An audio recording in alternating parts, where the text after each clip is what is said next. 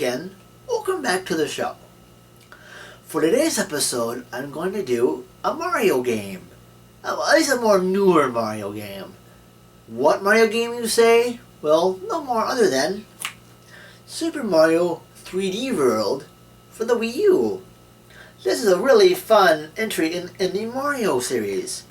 What's cool is, as I'm shooting this, E3 is going on at this time. At least at the time I'm shooting.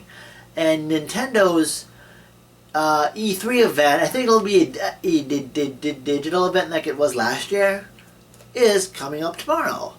And I'm thinking of doing a impressions video on that conference. And I know Sony's conference is later on tonight, and Microsoft's was this morning. But I'm more interested in Sony's and Nintendo's press conference more than anything.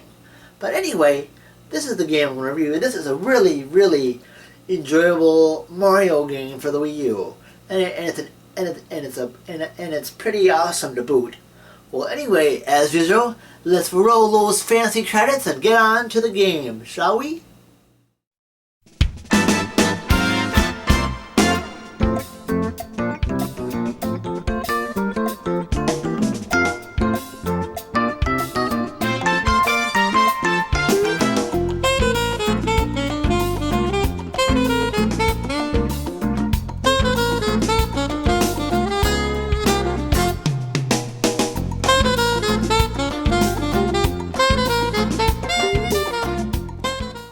Super Mario 3D World was released in 2013 for the Wii U.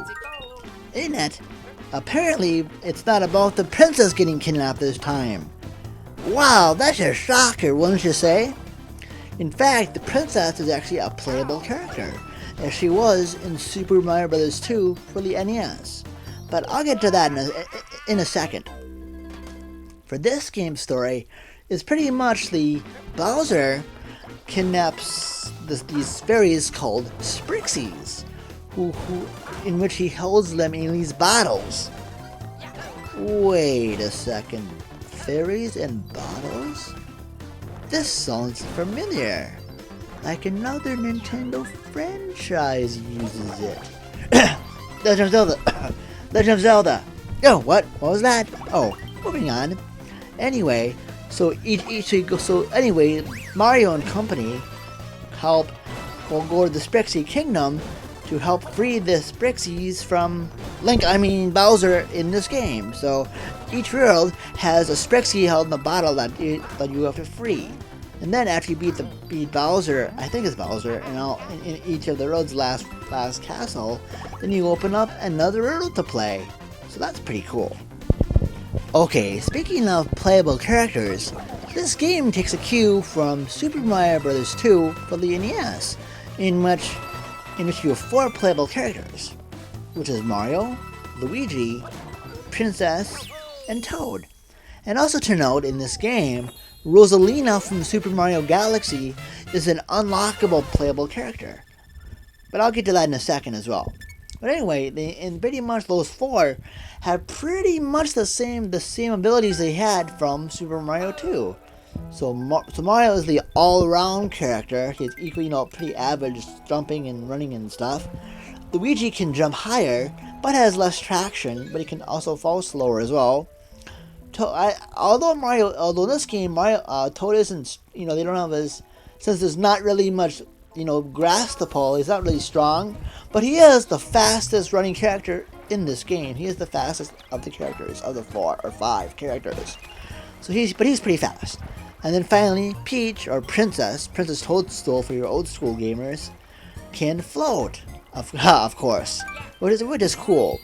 And I think Rosalina, when you unlock her, she has a spin jump she uses from Super Mario Galaxy. But you have to wait to unlock her, you have to go through a couple other worlds. And I'll explain that in a second as well.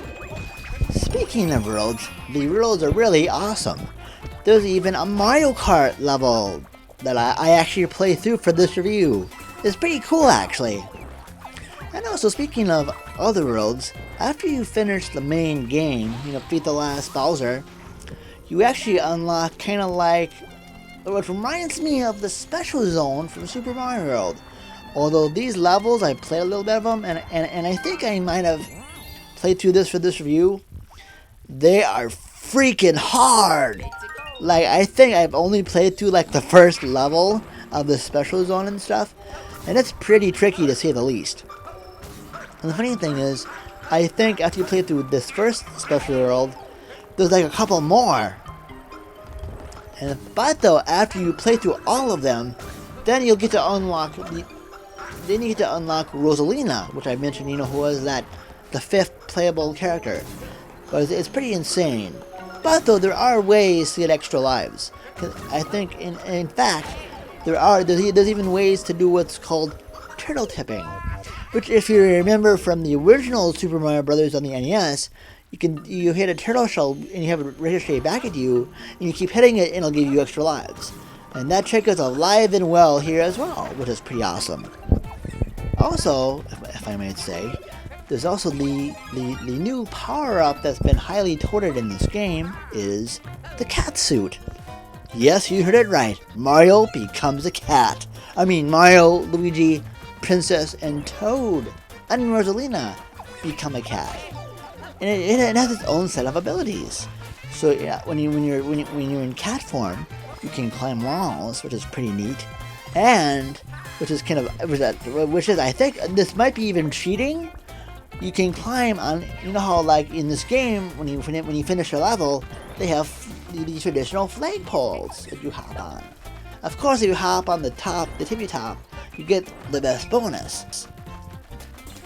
But in this game, if you're in a cat persona, then you can just if you go at lore, you can climb all the way up to the top as Cat Mario. How about that? Oh, and then, by the way, I forgot to mention, in this game, because this came out during the year of Luigi, I believe I've heard in every single level in this game, the designers had some sort of Luigi graphic or Luigi something has to do with Luigi in every single level. There's another YouTube channel that goes over these Easter eggs, some of these Easter eggs. I forget what it is. I think it's Did You Know Gaming, but I could be wrong. But it's pretty cool though. Now, also speaking of Luigi, I think I also when you first buy this game, there's a Super Luigi Brothers you can play, which is basically Super Mario Brothers, but instead of going from left to right, you go from right to left. So it's basically like a mirror mode of the original Super Mario Brothers NES game, which is cool.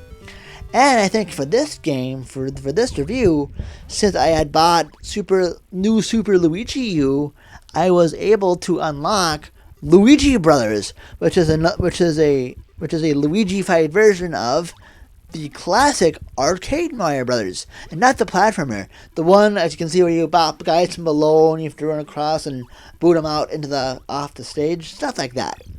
But yeah, so that's cool. So that's kind of neat. Which is pretty cool. Anyway, I thoroughly enjoy Super Mario 3D World.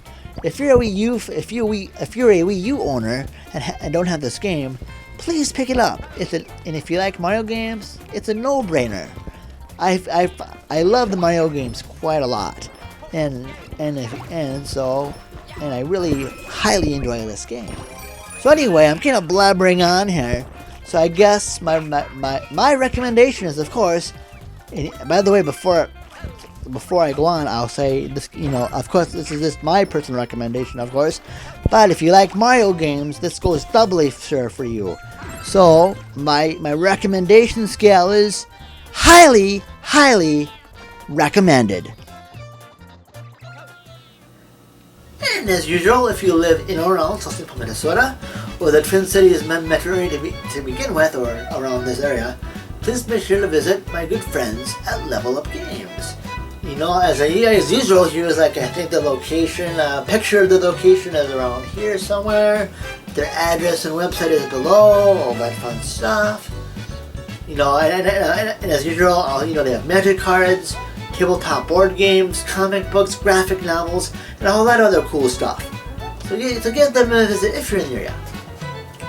And also, if you're seeing this on YouTube, peachy steak. And if you haven't, if you subscribed, thank you. And if you haven't subscribed and like what you see, please do so. And also, I have a Instagram and a Twitter feed, as well as a Facebook fan and group page, and that's below me as well. Well, anyway, thank you so much for watching, and stay tuned for another awesome episode of Power Up.